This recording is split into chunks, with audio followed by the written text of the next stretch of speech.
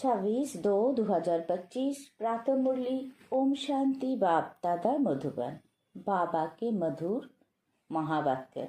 मीठे बच्चे, तुम्हें अपार खुशी होनी चाहिए कि हम अभी पुराना कपड़ा छोड़ घर जाएंगे, फिर नया कपड़ा नई दुनिया में लेंगे।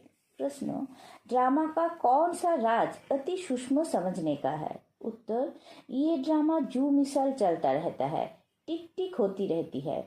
जिसकी जो एक्ट चली वो फिर हुबहू 5000 वर्ष के बाद रिपीट होगी।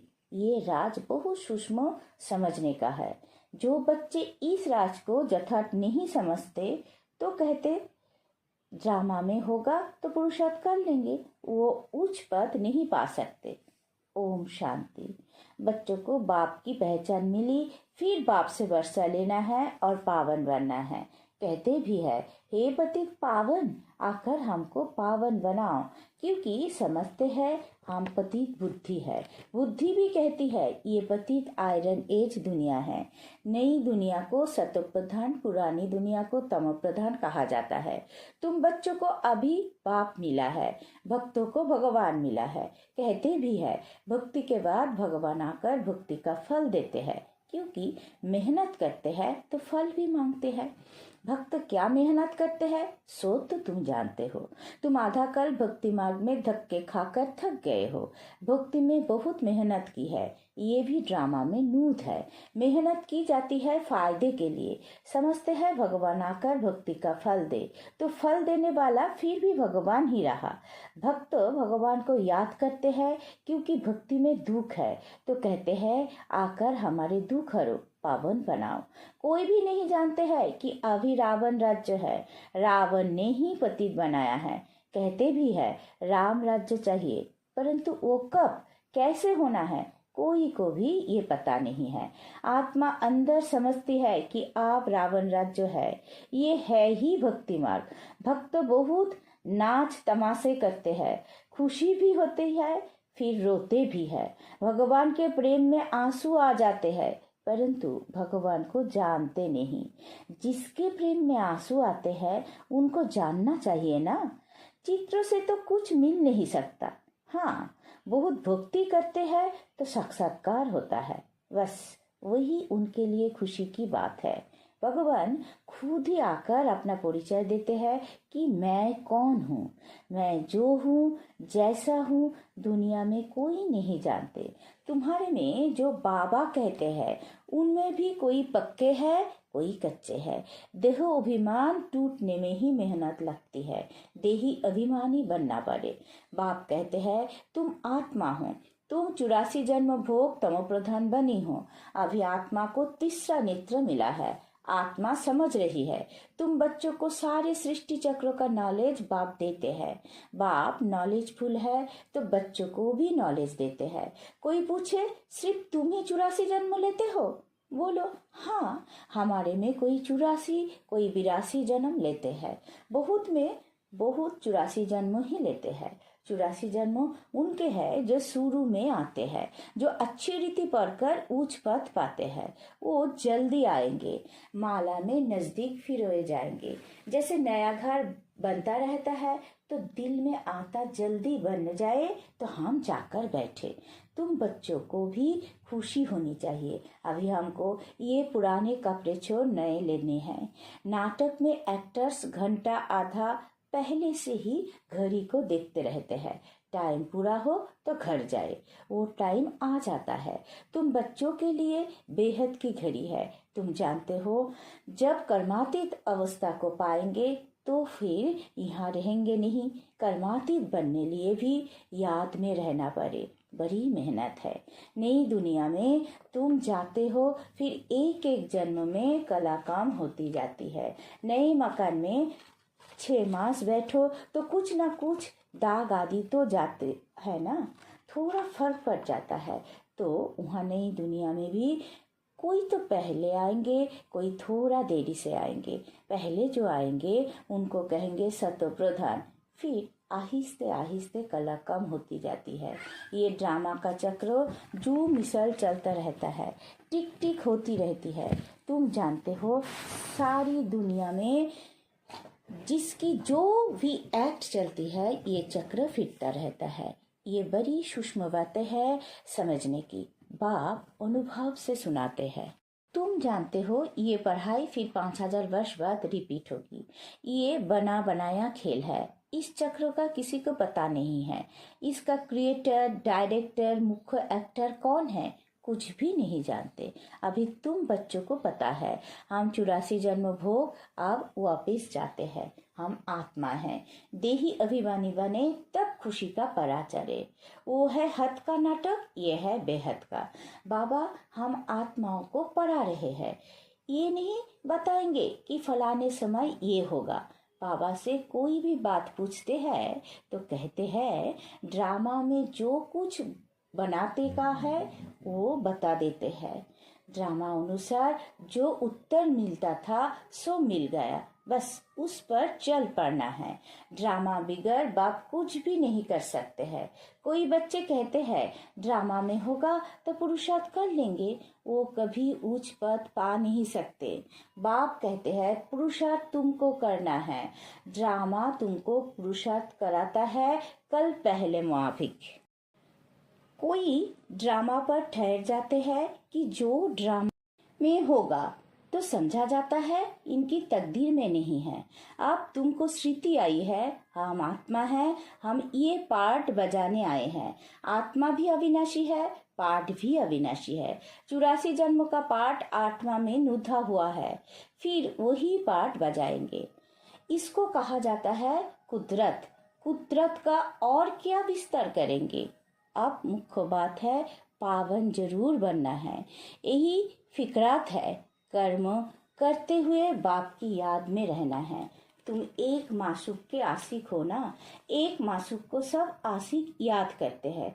वो मासूक कहते हैं अभी मुझे याद करो, मैं तुमको पावन बनाने आया हूँ। तुम मुझे ही पतित पावन कहते हो, फिर मुझे भूल कर गंगा को क्यों पतित पावनी कहते हो। अभी तुमने समझा है तो वो सब छोड़ दिया है। तुम समझते हो बाप ही पतित पावन है। अब पतित पावन श्री कृष्ण को समझ कभी याद नहीं करेंगे, परंतु भगवान कैसे आते हैं ये कोई नहीं जानते।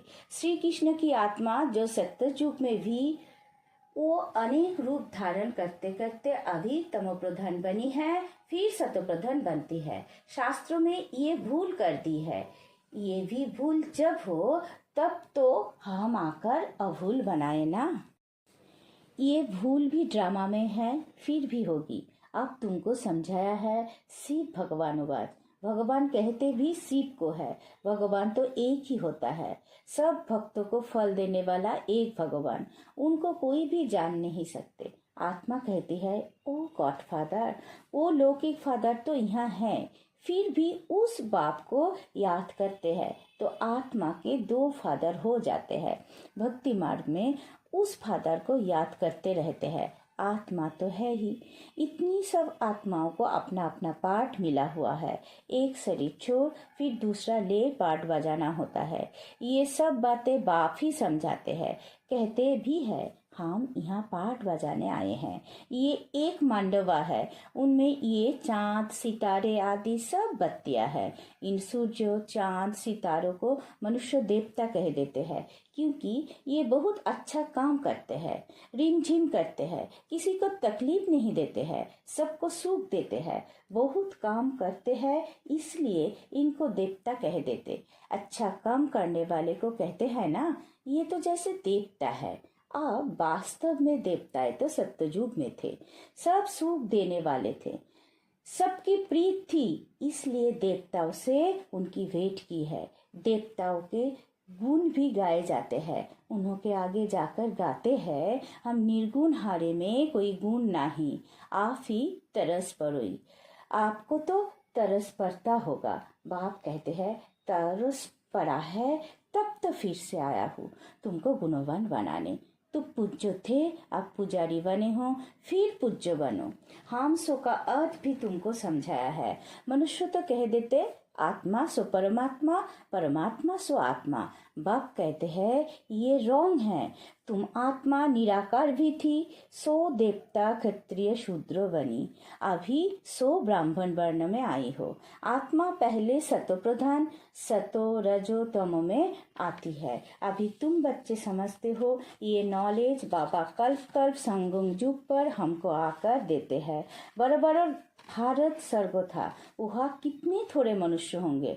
अभी कली युग है, सब धर्म आ गए हैं। सत्य युग में थोड़ी ही कोई धर्म था, वहाँ होता ही है एक धर्म, बाकी सब आत्माएं चली जाती है। तुम जानते हो, अभी इस पुरानी दुनिया का विनाश सामने खड़ा है।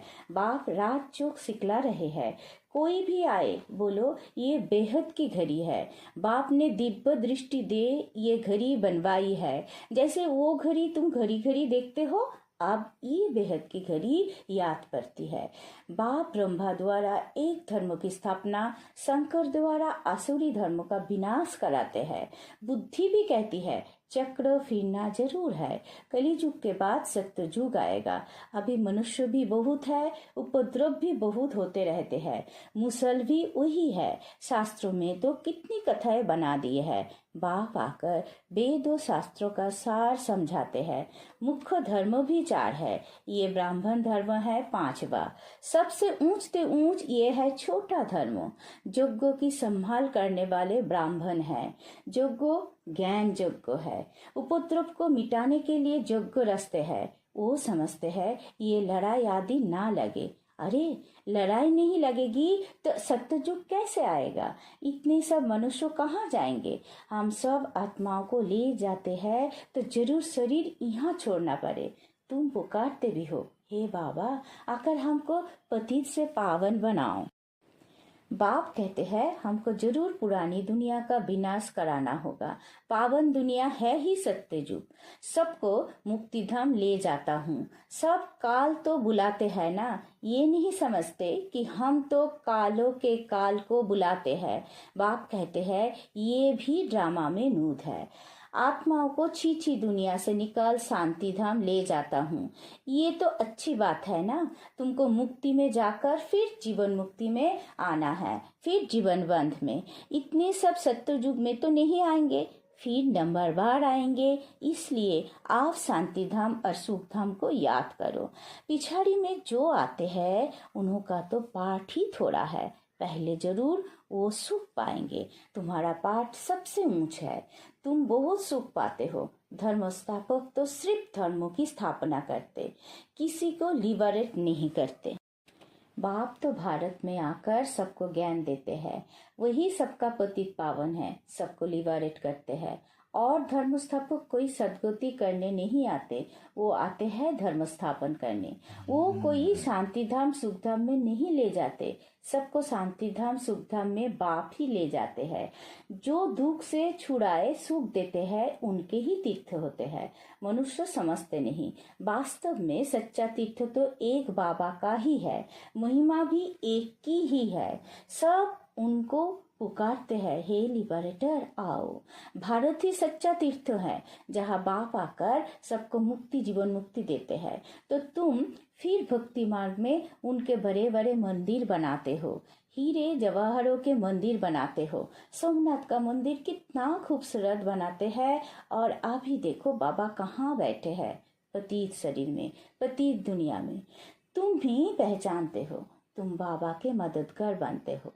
औरों को रास्ता बताने में जो मदद करेगा उनको ऊंच पद मिलेगा, ये तो कायदा है। बाप कहते हैं मेहनत करो, बहुतों को रास्ता बताओ कि बाप और वर्षों को याद करो। 84 का चक्र तो सामने है, ये है जैसे अंध के आगे आईना। ये ड्रामा हूबहू रिपीट होता है, फिर भी मुझे कोई नहीं जानते।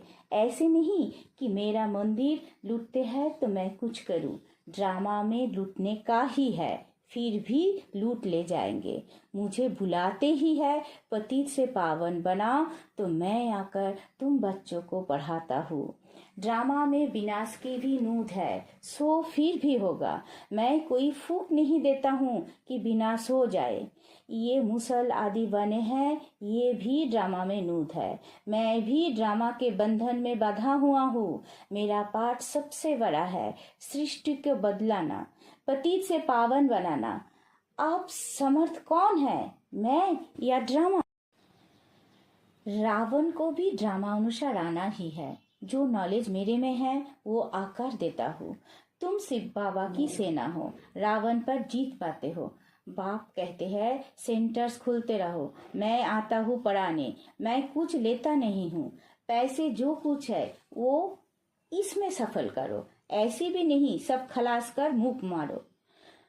मुंह कोई मर नहीं सकता, बाबा ने सब कुछ दिया, फिर मुंह मरते हैं क्या? तुम मुंह मरते हो क्या? शिव बाबा का भंडारा है। आजकल तो दुनिया में देखो कितने मनुष्य मुंह मरते रहते हैं। अभी तुम बच्चों को तो बाप से पूरा वर्षा लेने का पुरुषार्थ करना है।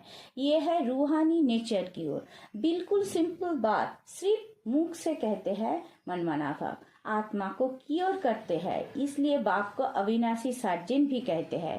कैसा अच्छा ऑपरेशन सिखलाते हैं। मुझे याद करो तो तुम्हारे सब दुख दूर हो जाएंगे, चक्रवर्ती राजा बन जाएंगे।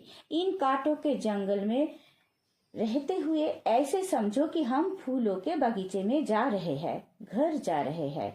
एक दो को याद दिलाते रहो। अल्लाह को याद करो तो बादशाही मिल जाएगी। अच्छा, मीठे मीठे सी कीलत है बच्चों प्रति माता पिता बाप दादा का याद प्यार और गुड मॉर्निंग। रूहानी बाप की रूहानी बच्चों को नमस्ते। हम सब रूहानी बच्चों की रूहानी माता पिता बाप दादा को याद प्यार, गुड मॉर्निंग, नमस्ते नमस्ते नमस्ते। सदा रहेंगे हंसते। शुक्रिया मीठा बाबा, शुक्रिया। धारणा के लिए मुख्य सार। पहला पॉइंट, उच्च पद पाने के लिए बाबा का पूरा पूरा मददगार बनना है। अंधों को रास्ता दिखाना है। बेहद की घड़ी को सदा याद रखना है। दूसरा, यज्ञ की संभाल करने के लिए सच्चा सच्चा ब्राह्मण बनना है। पैसे आदि जो है उन्हें सफल कर बाप से पूरा पूरा वर्षा लेना है। वरदान, मनमाना भव की विधि द्वारा बंधनों के बीज को समाप्त करने वाले नष्ट मोहाश्रिति स्वरूप भवो। बंधनों का बीज है संबंध। जब बाप के साथ सर्व संबंध जोड़ लिए तो और किसी में मोह कैसे हो सकता? बिना संबंध के मोह नहीं होता और मोह नहीं तो बंधन नहीं। जब बीज को ही खत्म कर दिया तो बिना बीज के वृक्ष कैसे पैदा होगा? यदि अभी तक बंधन है तो सिद्ध है कि कुछ तोड़ा है, कुछ जोड़ा है। इसलिए मनमाना भव की विधि से मन के बंधनों से भी मुक्त नष्ट मोहाश्रिति स्वरूप बनो। फिर ये शिकायत समाप्त हो जाएगी कि क्या करे, बंधन है काटता नहीं। स्लोगन, ब्राह्मण जीवन का सास उमंग उत्साह है। इसलिए किसी भी परिस्थिति में उमंग उत्साह का प्रेशर कम ना हो। अब बैक तो इशारे। एकांत प्रिय बनो, एकता और एकाग्रता को अपनाओ। जितना सेवा की हलचल में आते हो उतना बिल्कुल अंडरग्राउंड चले जाओ। कोई भी नई इन्वेंशन और शक्तिशाली इन्वेंशन अंडरग्राउंड ही करते हैं, तो एकांतवासी बनना ही अंडरग्राउंड है। जो भी समय मिले, इकट्ठा 1 घंटा व आधा घंटा समय नहीं मिलेगा, लेकिन बीच में 5 मिनट भी मिले तो सागर के तले में चले जाओ। इससे संकल्प पर ब्रेक लग सकेगी। फिर वाणी में आना चाहेंगे तो भी नहीं आ सकते। ओम शांति।